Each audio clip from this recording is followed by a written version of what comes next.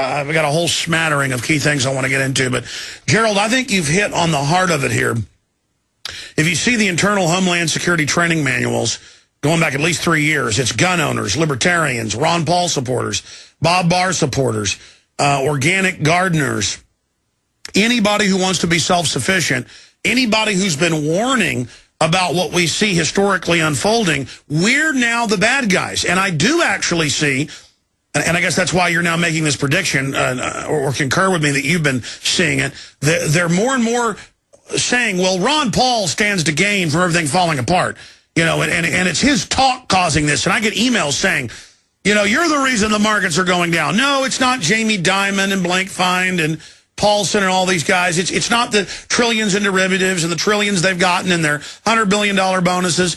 No, it's our fault, Gerald. So we've gone from pessimist porn and people that are just crazy to now telling people there was an iceberg. It's our fault we're hitting an iceberg. I don't see that working, though. I mean, you already have the Federal Reserve wildly unpopular. The people are already very angry at the banksters. I don't see it working. What do you, in the last 4 minutes we've got, top trends researcher out there, where do you see this going now? It's clear they're not going to reverse any of the policies. We're going over the edge. So what's the time frame? I've never seen a summer like the one we just went through, with the volatility in the markets, the rise of gold so rapidly. This usually doesn't happen in the summertime. It happened actually to a bit in 2007. And that's what actually was one of the reasons why I had predicted the panic of '08 in the summer of 2007. What happens now is that everyone's off their holiday, particularly in Europe. Reality's setting in. Third quarter reports are coming in. So look for the real crash to become a winter of discontent. Markets tend to really dive in October. Remember, they're going to do everything they can. We know it's a rigged game to keep propping it up. But I believe that by the end of October, early November at the latest, the handwriting will be on the wall. We didn't go into a double-dip recession. They will now begin to say depression.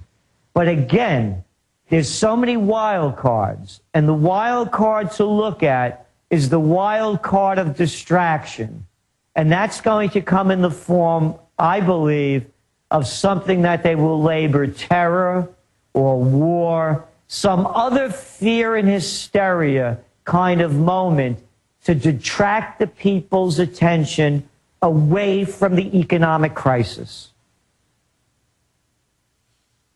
I have to agree with you. So all of the craziness we've seen, you're basically saying is just a prelude or like birthing pains to the real finale. And what is this system going to give birth to? Just an absolute collapse? Yeah, it's collapsing. You're going to start seeing more and more. Look at the numbers. The gap between the rich and the poor is the widest in the U.S. than any of the industrialized nations. 47 shootings in New York this past weekend. Oh, no, there was just some other big shootings. I was going to bring that up.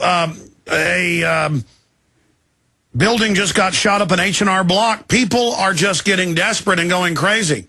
Exactly. And it's happening worldwide, by the way. This isn't just a U.S. phenomenon. But look what they're doing in the U.K. Look how they're cracking down.